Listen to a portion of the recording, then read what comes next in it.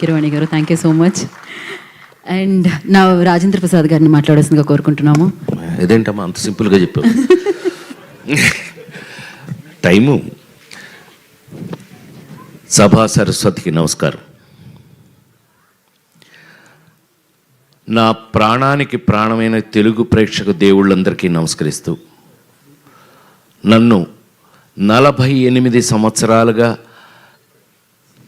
Cinema ఇండస్ట్రీలోనే ఉండడానికి కారణమైనటువంటి నా ప్రెస్ సోదరులందరికీ హాయ్ హాయ్ చెప్తూ, ఎందుకంటే అంత బ్యాచ్ మారిపోయింది, యంగ్స్టర్స్ వచ్చేసారు ఎక్కువ. ఇట్టండి ముసలోడు ఎవరు తప్ప 30 ఏళ్ళ నుంచి కలిసే ఉన్నాం లేరా మనం. ఇవాళ యాక్చువల్గా భలే అవకాశం దొరికింది. నా స్వామి రంగ ఇంతకాలానికి మా స్వామి దొరికాడు. ఈయన స్వామి స్వామి అని పిలిచేవాళ్ళం. ఫ్లాష్ బ్యాక్లు ఏం గుర్తులేవా? సినిమా ఇండస్ట్రీలో అనేక మంది హీరోలు అవ్వడానికి అద్భుతమైన కేవలం మ్యూజిక్తో పెద్ద పెద్ద హీరో రజనీకాంత్, కమల్ హాసన్, రాజేంద్ర ప్రసాద్ ఎవడెవడు అందరినీ హీరోలను చేసి పారేసింది ఆయన. జస్ట్ మ్యూజిక్తో. గుర్తులేదా?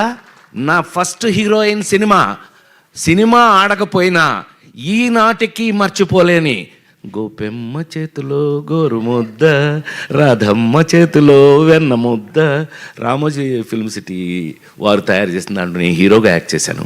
కానీ ఆ పాటలు అజరామరం. సరే, ఆయన కోపం వచ్చింది. ఏంట్రా నేను ఇంత కష్టపడి చేస్తే ఈ సినిమా సరిగ్గా ఆడలేదంటారా? నెక్స్ట్ ఏం సినిమా చేశాను చెప్పండి, దమ్ముంటే చెప్పండి. Thank you very much. ఇంకెవరు లేడీ ఏంటారు అనుకున్నా, అంత కుర్రలేనేమో అనుకున్నా. Ladies tailor. నా జన్మలో ఈ రోజున వారి ముందు చెప్తున్నాను, నేను నాకు అవకాశం దొరికింది అందుకని చెప్తున్నా. ఈ అవకాశం ఆయనతో రాదు మాకెప్పుడు. కానీ వాళ్ళు చెప్తున్నా, సార్ ప్రేమించి పెళ్ళాడు సినిమా తర్వాత ఆత్మహత్య చేసుకుందాం అనుకున్న నేను, అంతకుముందు డబ్బింగ్లు చెప్పేవాడిని, డబ్బులు వచ్చాయి, డబ్బింగ్ డబ్బులతో మద్రాసులో ఇల్లు కట్టే. యాక్టింగు ఆ సినిమా అంతగా ఆడకపోవటం వల్ల హీరో అయ్యి ఏమీ కలగపోయింది. అంటే do or die. Ladies tailor cinema కనుక ఆడకపోతే దండేసి దండం పెట్టేవాళ్ళు ఇప్పటికి. సో రాజేంద్ర ప్రసాద్ లేడు. లేడీస్ టైలర్ సినిమా ఒకే ఒక ఎక్స్పీరియన్స్ చెప్పేసి ఆపేస్తాను. Sorry, I'll take another 3-4 minutes. Lawyer Suhasini అని ఒక సినిమా యాక్ట్ చేసాం. మా వంశీ సంగతి మీ అందరికీ తెలుసు కదా. ఇప్పుడు వంశీ సంగతి ఇక్కడ ఎందుకు లేండి, షష్టి పూర్తి. వంశీ పత్తి పేసునున్న మొత్తం పోచి ఎల్లరికీ తెలియం. సో వాడు నాకు ఆల్రెడీ కొత్త విలన్ని పెట్టి అతను నేను ఫైటింగ్ చేస్తుంటే కొట్టుకోండి అని షార్ట్ కంటిన్యూ చేశాడు. వాడు ఎరగొట్టి నన్ను సైకిల్ మధ్యలో కాలేసి తొక్కేసి కాలు ఇరిగిపోయింది, ఫ్రాక్చరు. అయితే వంశీ వచ్చాడు మా ఇంటికి.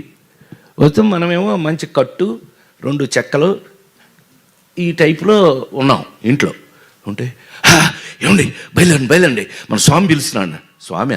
ఎవరు స్వామి? మన స్వామి అండి. ఓ ఇళయరాజా గారు. ఏంటంటే వాడిని తీసుకొస్తే రీ రికార్డింగ్ చేస్తాను లేకపోతే చేయను అని డబుల్ పాజిటివ్ చూశారండి ఇప్పుడే. లేడీస్ టైలర్ డబుల్ పాజిటివ్ చూశారు. డబుల్ పాజిటివ్ అంటే రీ రికార్డింగ్ చేసే ముందు వర్షను. అదేంటి అని అన్నా, వాడిని తీసుకురా లేకపోతే నేను రీ రికార్డింగ్ చేయను అన్నారు. నన్ను ఈ స్టేజ్లో నేను రన్పాలన్నా. బాబు నీకు దండం పెడతాను, ఆయన అక్కడ రీ రికార్డింగ్ చేయడానికి లేడీస్ టైలర్ రెడీగా ఉన్నారు, మీరు రాలేదనుకోండి సచ్చింది గొర్రె. ప్రసాద్ ల్యాబ్లో అలా కూర్చోవటమే నా పని అయిపోయింది. పైగా ఆ సినిమా ఎంతో కష్టపడి చేసాం, లేడీస్ టైలర్ సినిమాని. సో అవన్నీ ఈ పీత కష్టాలు పీత అన్నట్టు సరే తిట్టుకుని షార్ట్స్ ఉన్నాయి అయినా పర్లేదని ఆయన పిలిచారు అని చెప్పి ఆ స్ట్రెచ్తో నేను అక్కడికి వెళ్తే స్వామి థియేటర్ బయట నిలబడి ఉన్నారు ఇలాగే. అప్పుడు ఇంతే ఇప్పుడు ఇంతే, తెల్ల మల్లెపూలు ఆయన ఉంటాడు కానీ ఇలా నిలబడి ఉంటే నేను అందులోంచి కారు, ఏమైందిరా అన్నాడు. ఆయనకి ఎంత ప్రేమ నా మీద యాక్టర్గా వచ్చింది అని అంటే రా అన్నాడు ఆయన. ఏమైందిరా? వీడే ఎరగొట్టాడన్న వంశీని చూపించి. ఎందుకురా ఎరగొట్టాడంటే షార్ట్లో ఏదో జరిగింది అందుకని. ఎరా నువ్వు అంత బాగా యాక్ట్ చేస్తావా? నేనిప్పుడు రీ రికార్డింగ్ చేస్తాను, నీ యాక్టింగ్గా నా రీ రికార్డింగ్గా తేల్చుకుందాం మన ఇద్దరం అని చెప్పి థియేటర్ లోపల సార్ வாழ்க்கையில் மறக்க மாட்டேன். நான் எனக்கு ஒரு ஸ்டூல் போட்டு నాకు ఒక స్టూల్ వేసి ఆ ఎదురుగా ఉన్న ఆ మ్యూజిక్ బోర్డు ఎదురుగా స్టూల్ వేసి సోఫాలో కూర్చో ఇక్కడ అని చెప్పి కాలు దాని మీద పెట్టించి 3 రోజుల పాటు లేడీ స్టైల్ రికార్డింగ్ చేశారు సార్. అది ఆ సినిమా అప్పటికీ ఇప్పటికీ ఎప్పటికీ మీ అందరి సంఖలో ఇళ్లల్లో అన్నిటిలోనూ ఉంది. ఆ రోజుల నుంచి తెలుగు సినిమాలో మీకు అందరికీ బాగా తెలుసు, నాతో పాటు చిరంజీవి గారి సినిమాలకు కూడా ఆయన తెలుగులో మీకు ఎన్ని సూపర్ డూపర్ హిట్లు మీకు తెలుసు. అలాంటి మా స్వామి ఇంతకాలానికి మళ్ళీ షష్ఠి పూర్తి, నాకే షష్ఠి పూర్తి, నేను షష్ఠి పూర్తి నిజ జీవితంలో మెల్లిగా ఎస్కేప్ అయ్యా. 60 అప్పుడు తప్పించుకున్నా, ఎవరికి దొరకకుండా. నాకు అడిగి వెళ్ళి 60 అప్పుడు నో షష్ఠి పూర్తి, నాకు షష్ఠి పూర్తి అంటారా పొర నన్ను మా అబ్బాయిలు అడిగితే. చివరికి చూస్తే ఏంటంటే ఈ పవను ఈ రూపేష్ వీళ్ళు నన్ను వదల. చివరికి తెలుగు సంస్కృతి సంప్రదాయాలు ఉట్టిపడేటట్టుగా అద్భుతంగా కీరవాణి గారు పాట రాశారంటే మీకు అర్థమైపోవట్లే ఆ సినిమా ఎట్లా ఉంటుందని. ఎంత ఆశ్చర్యం వేసింది మాకు ఆయన తీసుకెళ్ళి.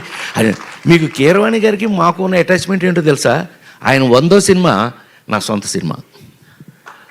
బాపు గారితో తీసిన రాంబంటి సినిమాకి నేను అనుకోకుండా వెళ్ళి, ఏమండి మీరు నాకు మహా ఇష్టం తెలుసు కదా, కేవి మహాదేవన్ గారు ఇళయరాజా గారు ఈజ్ ఈక్వల్ టు కీరవాణి గారు.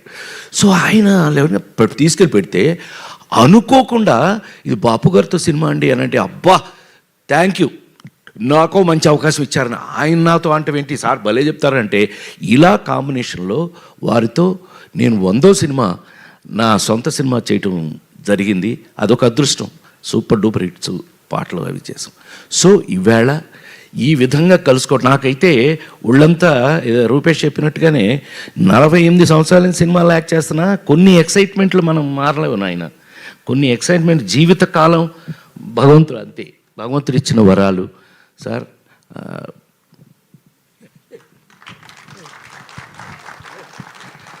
నిజంగా ఆయన ఎంత బాగా నా సినిమా అనేటప్పటికల్లా చెట్టు కింద ప్లేటర్లు మీరు ఎన్నో చూశారు, ఇంకా నేను ఇప్పుడు దాని గురించి చెప్పాల్సిన అవసరం లేదు.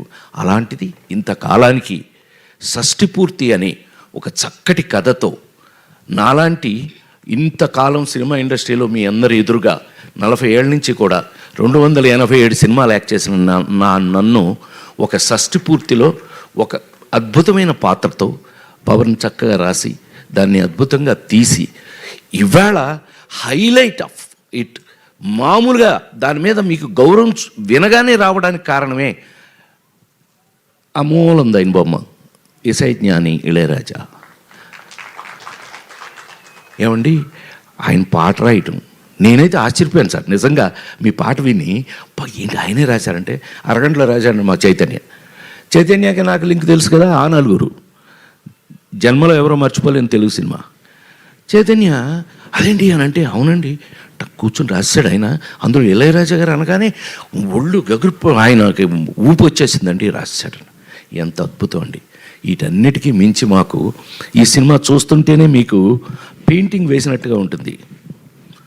పద్మశ్రీ తోట తరణి అన్నయ్య, ఈ అన్నయ్య మేమంతా బ్యాచ్లండి, మేమంతా బాగా చెప్పలే. ఫ్లాష్ బ్యాక్ ఎందుకు చెప్తాను చెప్పను, మనం ఏవేంలో అట్లు అల్లరి చేసినంత చెప్తానండి. ఏవేం బ్యాచ్ సార్ ఇదెల్లా పెరియ బ్యాచ్. మేమంతా అన్నయ్య మంచిగా లేరారా బాబు, అంతా కలిసి ఇన్ని సంవత్సరాల నుంచి పనిచేస్తూ వాళ్ళ దగ్గర నాకున్న చనువు. ఈ సినిమా చూస్తే మీకు ఒక పెయింటింగ్ లాగా ఉంటుంది. అంత కారణం అన్నయ్య, ఆయన్ని తెచ్చుకున్నాం. ఎస్ అఫ్ కోర్స్ కెమెరా లేకపోతే నువ్వు నీ వర్క్ వాల్యూ తెలియాలంటే అక్కడే కదా.